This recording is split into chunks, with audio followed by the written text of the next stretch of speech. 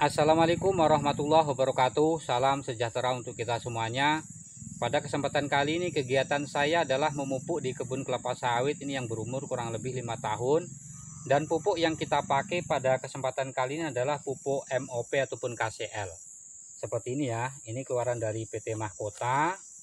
Ini terakhir kita beli seharga 325.000. Ini tepatnya di Kecamatan Ujung Batu, Kabupaten Rokan Hulu ya. Jadi artinya ini sudah ada penurunan harga dibandingkan dengan bulan yang lalu. Kemudian pada kesempatan kali ini kita akan membahas secara khusus pupuk yang satu ini. Nah, pupuk yang satu ini kalau kita lihat dari segi kandungan unsur haranya di sini tertulis kandungan K2O-nya kurang lebih 60%. Kemudian sifat daripada pupuk KCL ini adalah bersifat higroskopis, jadi sama dengan pupuk urea dan dia mudah larut dalam air.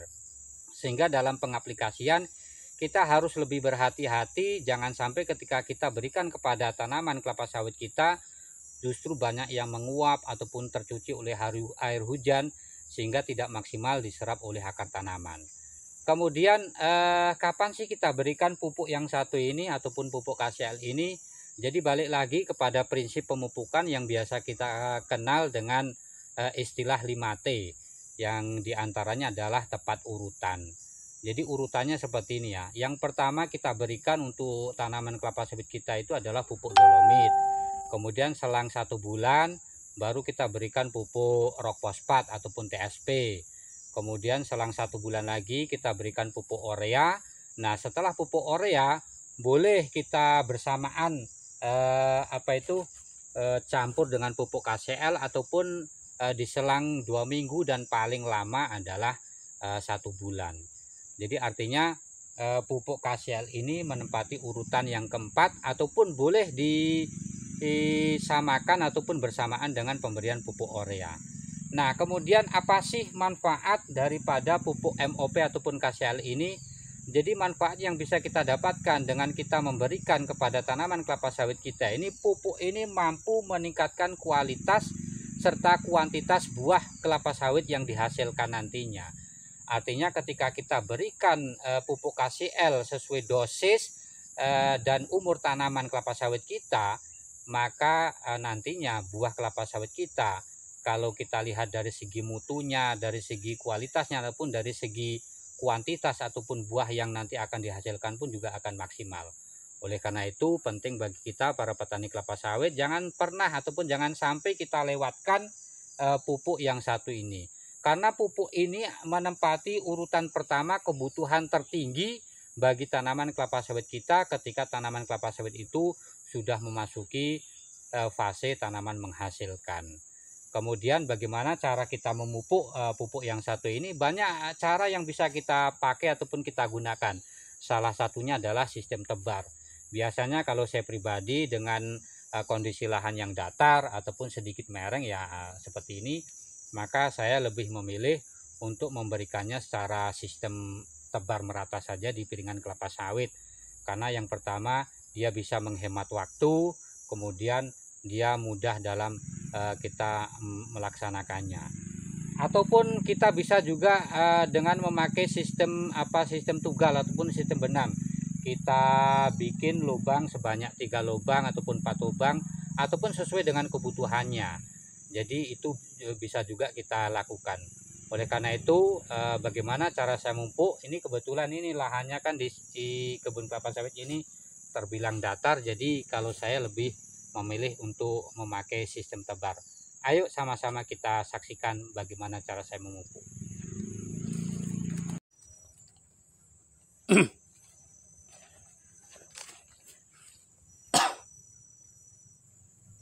Halo. Baiklah sahabat petani sawit dimanapun berada, jadi sebelum kita memupuk usahakan kita bawa timbangan, kita timbang dulu ya. Dengan kita timbang terlebih dahulu, nantinya setiap tanaman kelapa sawit itu akan mendapatkan dosis yang sama. Kemudian untuk dosis sendiri yang saya pakai untuk umur tanaman kelapa sawit yang berumur 5 tahun itu biasanya saya pakai pupuk KCL itu 2,5 kg sampai 2,7 kg per pokok per tahunnya.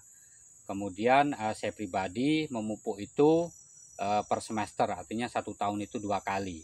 Kalau seandainya kita pakai dosis 2,5 kg, berarti untuk per semesternya kita berikan 1,25 kilo per pokoknya. Nah, kemudian selanjutnya untuk sistem tebar sendiri biasanya ini kita letakkan ini ya di sana itu ya. Kita usahakan 1,5 meter ke arah luar.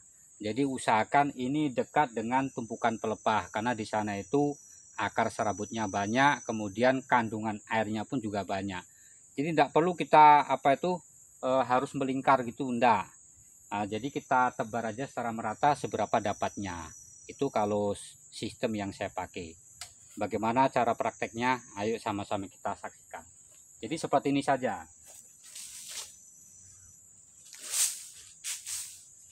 Nah, seperti itu saja ya.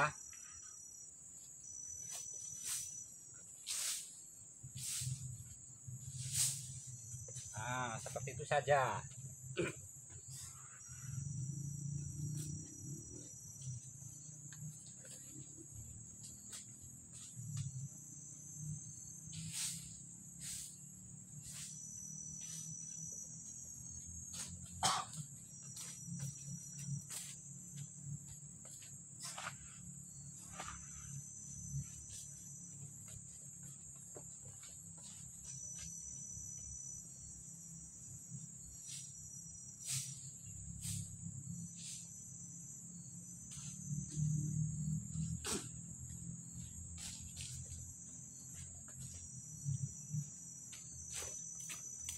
Nah, kalau saya sistemnya seperti itu kalau pakai cara sistem tebar ya. Jadi usahakan setiap pupuk itu bersentuhan langsung dengan partikel tanah. Jadi jangan sampai ini menggumpal-gumpal. Kadang ada orang yang pupuknya sikit-sikit ini ya, numpuk-numpuk ya. Jadi jangan pernah seperti itu. Karena kalau seperti itu nanti banyak yang menguap, yang di atas menguap, nanti yang di bawah yang akan diserap, tapi yang di atasnya nanti yang tumpukan di atas itu akan menguap. Nah, barangkali itu saja yang dapat saya sampaikan ataupun saya contohkan. Terima kasih bagi yang sudah menonton dan memberikan dukungan. Salam petani kelapa sawit Indonesia.